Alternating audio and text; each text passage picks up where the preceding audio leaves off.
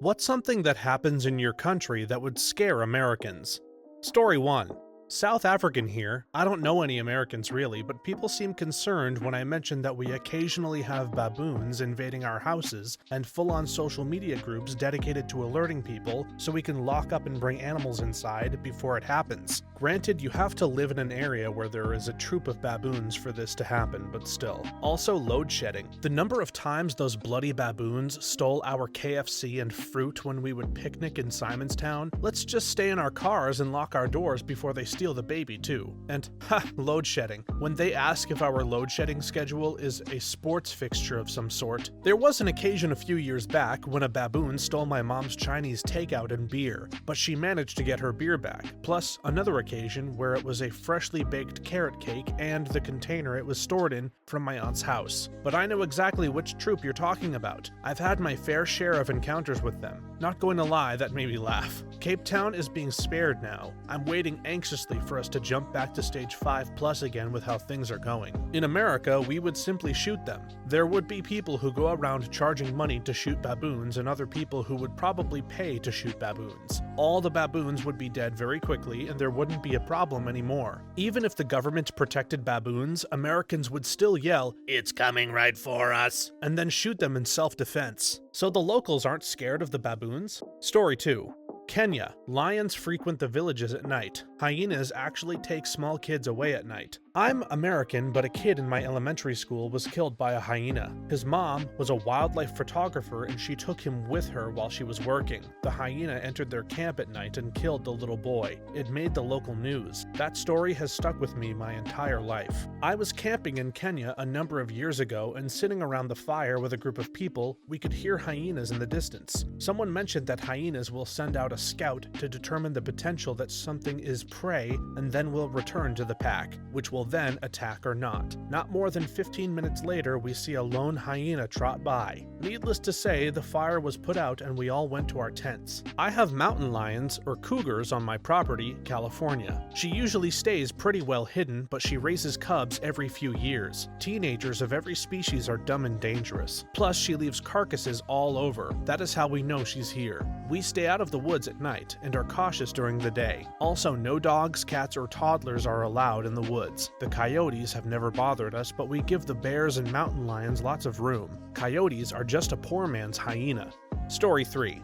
Drug cartel convoys. Groups of 4 to 6 trucks in full tactical gear patrolling the city. Passed through a checkpoint while traveling down in Sonora. 2 white Econoline vans blocking a lane. 15 armed men rolled down by the window and greeted each other with Buenas tardes. Noticed we weren't who they were looking for and just told us to go and a pase buen dia. Later we found out it was a cartel checkpoint looking for rivals. I live in a moderately sized city in Canada and had a girlfriend from a small surf town in California. We were walking through the mall parking lot one evening where I live, and I pointed towards the garbage bins with 2 guys clearly making a deal and said to her, "Hey look, a drug deal." She absolutely freaked out and said, "Run, they're going to shoot us." I just started laughing. It was one guy who wanted a hit and one guy who wanted his money. They didn't care about us walking into the bowling alley. Just wait until the cartels reach Canada. You won't be laughing then. Story 4. Spiders the size of your palm just casually chilling on the wall every summer. I normally just let them be. They are active at night and will get about your house. They move surprisingly fast for their size also and suddenly vanish. They also get in your car and shoes. I live in America and we have spiders that big too. We have huntsman spiders, wolf spiders, and tarantulas, all of which can be extremely large. Tarantulas freak me out because I've seen them be extremely aggressive, but the other ones are pretty chill, and while I've seen wolf spiders play dead, they never seem to be aggressive. It's the little spiders that bother me. 1, they are hard to see and thus harder to identify. 2, in my experience, they bite more often and quickly. And 3, we have several that are deadly and it's hard to know which one you got bit by sometimes. Yeah, there's been a few wolf spiders in my detached garage that are at least as big as my palm. I always look for the newest one. She's a little smaller than the old one and she watches me mess with my car sometimes. She showed up over the summer after I guess the old one died. The old one was almost as big as my full hand. Shame, because he had been there for a few years. I miss seeing him. A few years ago, I discovered one that had been smashed by my door at least months before, possibly years. That was probably around that big too. I had to scrape it off and it was was all nasty as hell. I've never seen an aggressive spider here, they just like to watch us. I like the garage ones a lot. It's stupid, but I say hi to them and stuff. They have personalities and everything. It's weird, but I love these spiders. Yeah, I'm not messing with even the tiniest of spiders.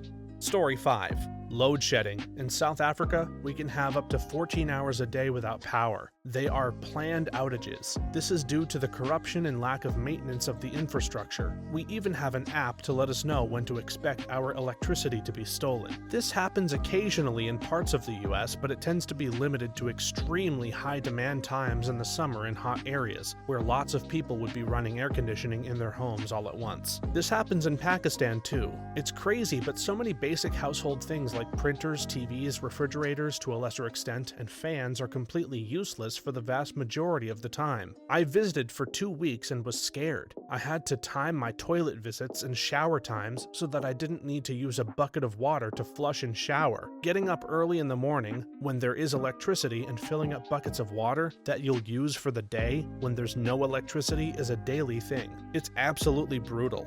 Very similar to Beirut, Lebanon. Lack of infrastructure and the accompanying profitable/corrupted industry of generators and diesel keep electrical infrastructure from ever improving. That, and now the Ponzi scheme is the banking system has collapsed, leaving people unable to withdraw all their money and inflation of epic proportions. All the while, the politicians have stolen everything they can from the people and have billions of dollars tucked away offshore because they have been fleecing the people since the Civil War ended in the 90s. Life without electricity in the 21st century sounds like hell. What about Wi-Fi?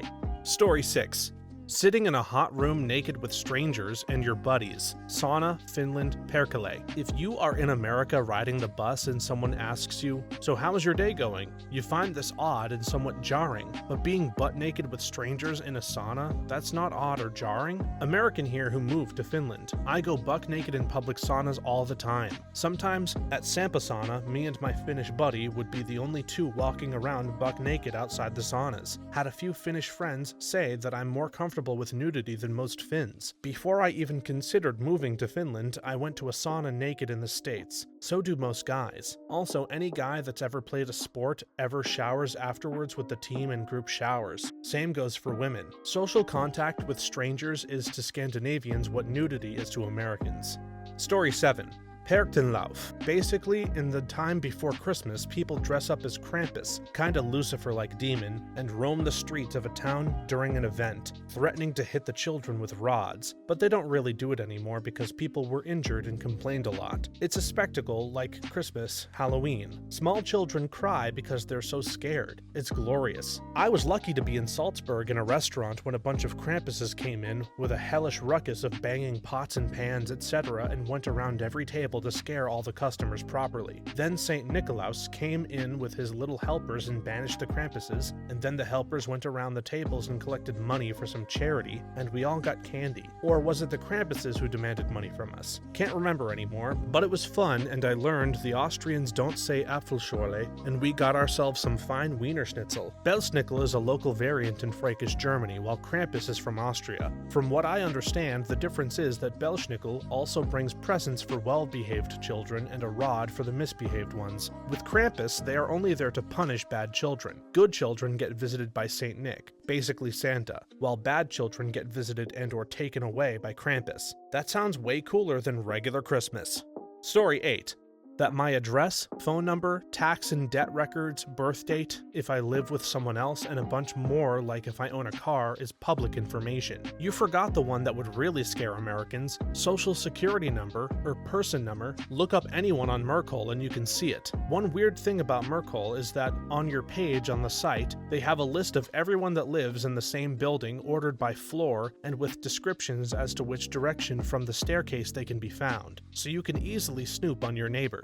This, plus some other things, is also public information in the US. Most people are completely unaware of it though, which is slightly alarming, and most get kinda hysterical if you mention that this info is public and anyone who knows how can get a hold of it. This either makes identity theft really hard or really easy. I don't know which.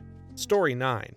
In my country of Uganda, the army kidnaps people, and it has become so normal. The cars they use were nicknamed drones because if they kidnap you, it disappears at lightning speed. They are always numberless, so untraceable. They do this in broad daylight, and when they arrest someone like that, you are sure that even if you go to any police precinct or army barracks, they won't have him because officially you are not arrested anywhere. I had a friend in college whose mother was a high-level executive at one of Haiti's largest banks. One year after winter break, we were back at school and I asked how her vacation went. She said not so good. Kidnappers snatched my uncle and sent us his ear in the post. If I recall correctly, they ended up having to pay $200,000 ransom and got him back sans ear, but relatively healthy. Based on what I was told whilst volunteering in Uganda, the girls are sold into slavery. There are signs all around the schools teaching kids as young as 3 to not accept gifts from strangers, don't go out at night, and don't sleep with anyone, etc. We were also warned not to go outside in the dark because we probably wouldn't ever come home again. We had gates and armed guards outside of our crappy hotels. It was such a humbling experience. Reminds me of Joseph Kony. Yikes. Story 10. Today, I casually remarked to an American that a huntsman spider the size of a dinner plate once made its way into my house, and that this wouldn't be completely out of the ordinary where I'm from. He seemed pretty horrified at that, and was more horrified still when I remarked that I kept the huntsman spider around and named him Robert because he could eat the most poisonous spiders that might cause skin necrosis if they bite you. Anyway, yeah, come to Australia. It's fun. I feel like my biggest issue with spiders is the shock factor and not being educated enough about them. Like seeing a huntsman spider perched on the kitchen countertop, obviously ready to eat my soul, is terrifying. But Robert chilling in the sunny spot on the counter because he likes the warmth just sounds fine. I have heard the term huntsman spider before, but I guess I have never Googled it. That thing looks like a prop from a movie. I have no idea how they were that big. If that was in my house, I would have a mental breakdown, and I don't even have a big fear of spiders. Huntsmans are one of those creatures who've adapted quite well to humans being around. They are inquisitive by nature, and their name comes from the fact that they chase down food instead of creating webs. While this shows a robustness and tenacity we'd normally respect, sometimes it gets the better of everyone, like when they get into cars, as they are fantastic at making themselves really thin and will turn up in unlikely places. Like a sunshade on a car, when you pull it down, they will fall into your lap, jump off, and make a beeline for the nearest dark bit, like under the dashboard, where you are never quite sure when they will fall onto your legs while driving. Or even, as I can personally attest to, between letters in your letterbox, so when you tuck said mail under your arm, they crawl out onto your chest. So think of them as lovable goofballs who are always getting into mischief. I will never think of any kind of spider as a lovable goofball, especially not one this big. Story 11. People butcher ducks in front of the street. Yes, I'm quite shocked when I see comments under any meat video on YouTube, like people don't know where the meat is coming from, and that people don't eat fresh meat. If I take home cold chicken, my mom will not cook it, saying it may be stale. I take home meat at their body temperature before slaughter. It's weird for me to even see birds with their heads or necks still on, honestly. Don't freak me out, I know where all my meat comes from. Yes, even sausages and hot dogs, and yes, I still eat them. But it's so uncommon here in the US to see anything more intact than a game hen or a chicken quarter. Nobody sells them here with the heads, feet, etc. There's a store I go to that sells chicken feet separately too, which is not commonly sold in most grocery stores here. Not really WTF or anything, just different from the norm. Even in the stores that butcher a lot of their own meat, you may see through the window some cutting tools and stuff, but never anything bigger or more intact than a hunk of meat. China? Yeah, you can't butcher animals in front of white Americans. Some ethnic restaurants that cater to immigrant clientele can be a bit more back to nature in their butchering and cooking approaches. A Chinese restaurant up the street from where I used to live had full-skinned ducks hanging from their front window, which was a bit surprising to me the first time. I got over it.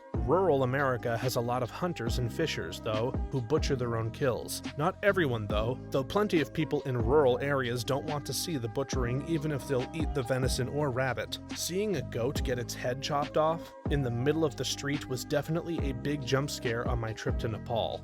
Story 12. We drive on the left-hand side of the road, Ireland, and that terrifies a lot of American tourists who are hoping to rent a car and drive while here. I know exactly how they feel because I spend a lot of time in the USA and anything to do with roads scares me. I instinctively look right first, then left when crossing a road, whereas in America it's the complete opposite because they drive on the right-hand side. Also, sometimes I'll be driving there and just get a complete brain meltdown and forget where I am. OMG, am I on the wrong side of the road or not? I'm from England, so I also drive on the left. When I drive in Europe, I have this weird thing where my brain manages to just flip things around and I never even think about it. It just feels natural. Except I also flip left and right, so if sometimes someone says go left, I'll go right. It's not at a conscious level at all. I find it fascinating. Irish roads are also particularly intense to drive on. I'm Canadian and was nervous about driving on the left in Scotland, but found it manageable. In Ireland, however, the hills and twists on high-speed roads are often bounded by walls barely a foot off the road, so no shoulder or room for error. Were quite scary. Maybe it's mostly where we were driving. Some of the main highways are certainly easier, but some stretches were terrifying to me even as a passenger. My brother did the car rental stuff, but he mentioned something about Ireland having unique insurance for rentals as tourists find it one of the hardest places to drive in the world. No offense meant, Ireland is one of my absolute favorite places in the world, a lovely island with lovely people. North Wales and parts of Scotland are the same, single-lane roads that are barely wide enough for the car to twist and wind halfway up a mountain with dry stone walls on both sides. Either that, or with a sheer drop on one side or both sides, coming unexpectedly face to face with a whole flock or herd of livestock or a tractor while only being able to see as far as the next bend is common. If you aren't used to them, roads like that are terrifying. I learned to drive and took my driving test in a place like that. My instructor made me practice hill starts at least once in every lesson. Americans are just bad at driving outside of America in general. Story 13. American, now living in Switzerland here, Fastnacht, specifically the night before in Liestal, they have this ceremony where they carry dozens of huge piles of burning wood over the shoulder across town and toss it into a bonfire. I feel like seeing all these people marching with torches while in costume would scare most people and maybe excite the tiki torch carrying types. I spent 3 weeks in Germany, went all over, but we were based in Radolfzell and Bodensee near Konstanz on a high school exchange trip. We arrived just in time for Fastnacht. We knew what it was and all that, but learning about it in school didn't quite prepare us for reality. I was once in Mississippi shortly before Christmas, having never visited the US before, and was disturbed to see huge pyres being set up all over and down the river. I thought they were for some kind of terrifying violence, but they were lighting the way for Santa, making like a runway for his sleigh, lol. Hadn't realized my own prejudice until then. Sorry, Mississippi. I'm in the UK and a town near me does it every year. It's done to commemorate Guy Fawkes Night / the Gunpowder Plot of 1605, where Guy Fawkes plotted to blow up the Houses of Parliament on the state opening day and kill James I. Sounds like a college block party and a good time. Story 14. Here in Morocco during Ramadan, a few dozen people get arrested because they were eating in a restaurant and also got publicly humiliated. I lived in Saudi Arabia for 3 years. We ate regularly at restaurants in the evening, and if we were inside before the prayer call, the restaurant staff would turn out the lights, lock the doors, close the blinds, and bring candles to our table so we continue to eat our meals. It was a normal thing for the 15 to 30 minutes during the evening or night prayer times. The restaurant would then open and Saudis would pour in. Ramadan was similar, but the Matawa, staffed by religious police, hyper-pious, ultra-conservative Wahhabists, were out in full force during Ramadan to make sure that no Muslim violated the fast during daytime. Most restaurants were closed until dusk anyway, but some places stayed open for foreigners, and vigorously enforced that no Muslim was hiding from prayer calls, etc. I am an American, but I learned Arabic from a Syrian teacher, and so whenever I was confronted by the Matawa walking the sidewalk during prayer calls, etc., they would assume I was a rotten rogue Muslim shirking his duties until I could pull out my alien registration skin, which is brown in color for Christians, and prove that I was not Muslim and not from some other Arabic-speaking country. Aliens or foreigners from other Muslim countries were issued a green registration, green being the color of Islam, and the reason you see it in a lot of Muslim country flags. I was beaten once before I could get my registration out of my pocket, and I was caned, beaten with a bamboo cane,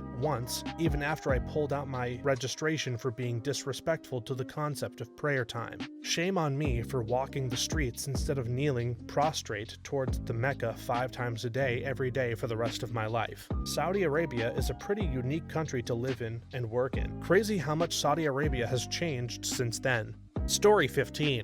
The metric system. Ooh, the metric system, everyone run! To be fair, I saw an article a few months ago about a large meteor the size of 20 giraffes that was going to pass near the Earth. As an American, I thought to myself, any system of measurement could be used to avoid metric. This always makes me laugh. While we do not use the metric system as an overall standard, we still use it in everyday things. Like all of our drinks are measured by metric, our food, workout, caffeine, anything medical, cars, guns, and many other things. We use both systems every day with the exception of speed and construction. But I think that because we use a different system for the main things like speed and temperature, it's always assumed we don't use metric. As I understand it, our measurement systems are based on metric standards. Our distance and volume measurements are defined by metric equivalents. Our country quietly switched to the metric system decades ago and retained familiar terminology to avoid a debate about the benefits. If this is accurate, it's a genius idea. We are compatible with many other countries, and we reduce the cost of training, machine calibration, and changing all the packaging on goods. I'll never forget that football field is an often used measurement in America.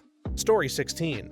Dentistry and medical things overall don't use strong pain medication most of the time. You won't be given an opioid even after surgery, just regular pain medication. Dentistry can easily include no pain relief or tranquilizer, and if there, it's only local. We don't have the waking up from wisdom teeth thing. The place is numbed, and after 10 minutes you are sent home, if you want anesthetic at all. I was so ready to have the wisdom tooth experience, and then it was just local anesthetic, like with any other work on teeth. Didn't feel anything and walked home myself right after. I don't know if this terrifies anyone, but I agree, our doctors tend to be too liberal with the heavy pain meds. I've been sent home with some serious medication when all I needed was ibuprofen.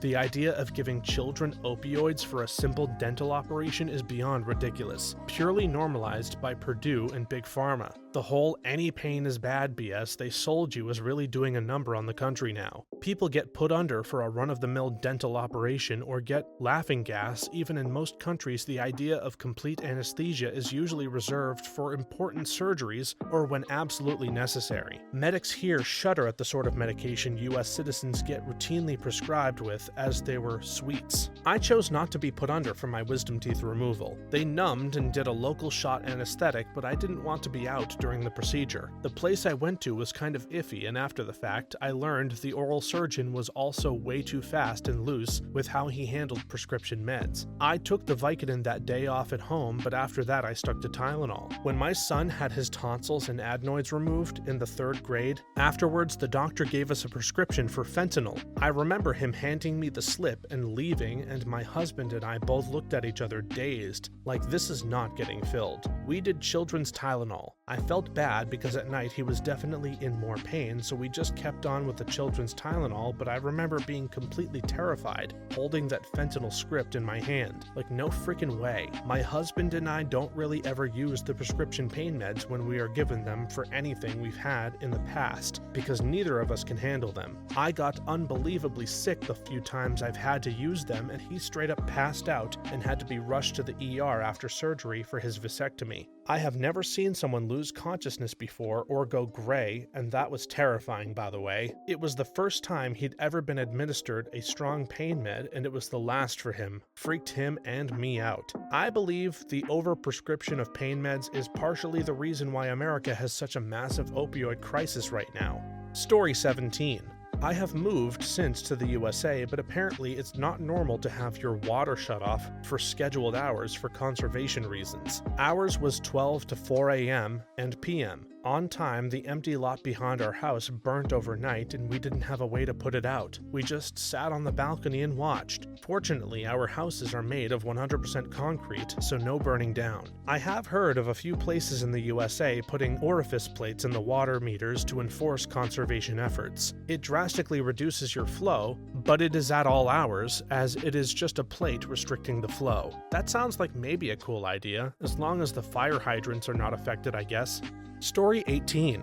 Being topless is common on all of the beaches. Not sure if scare is the correct word, but this would likely trigger someone in the US. There will be people who say, we have nude beaches in the US, but you're right. There's still a strong modesty culture. There's literally a girl who was arrested at the most popular beach in the Southeast for wearing a thong. Some people even find it uncomfortable when a woman breastfeeds her baby in public. I guess along the lines of nudity, there's just casually having uncensored nudity on TV. I see a lot of Americans online freaking out over fairly tame sexual content in Netflix series, while the nude dating show Naked Attraction airs on one of the main free TV channels in the UK, and literally has lineups of Ds and Vs shown in full-screen close-ups as the host and contestant discusses their finer points.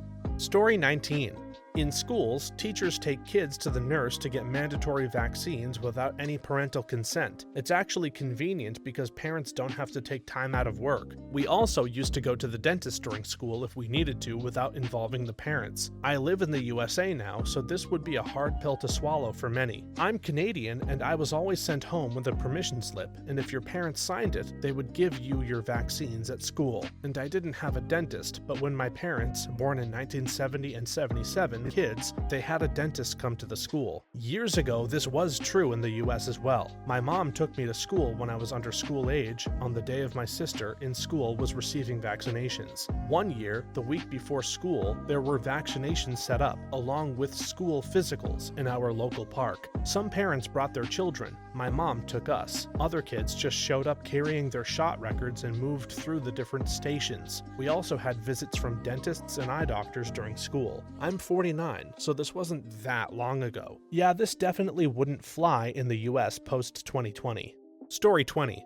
Street vendors invade your personal space while trying to make a sale. Touching, close talking, loud haggling, it's all very normal and safe, but to someone who is not used to it, it can feel very intimidating. Marrakesh was like this, with women grabbing our hands and drawing henna on them as we were trying to pull our hand back and leave, and then they'd scream that we had to pay them and call us thieves. And all the street vendors pulled at us and shouted while we got completely lost in the market. It was terrifying and I never want to go back. The day trips away from Marrakesh were fun though. It took me a while to feel safe, but they are harmless. I was told if anyone were to actually harm a tourist, they would be arrested so fast and never seen again. They'll just kill them in the middle of the desert. Tourism is so low because the country is deemed unsafe. They can't handle the bad publicity. Having talked to Egyptians in America, they are touchers and close talkers, but I think it's not all harmless. A lot of street vendors know the best way to get a sale from a foreigner is to make them feel uncomfortable. It's just that touching is not a red line you shouldn't cross in their culture, or having your horse gallop right behind the person you're trying to sell on an overpriced carriage ride. All that being said, probably the dumbest thing you can do in Egypt is to follow someone trying to sell you something at a private location. Street vendors are all right, it's the taxi drivers that are the problem in these countries. Thanks for watching until the end. If you have a similar story to these that you would like to share with us, please leave it in the comments below. If you enjoyed this video, please leave us a like and subscribe. For more videos like this one right now, please stop by our channel. Thanks again, and see you next time!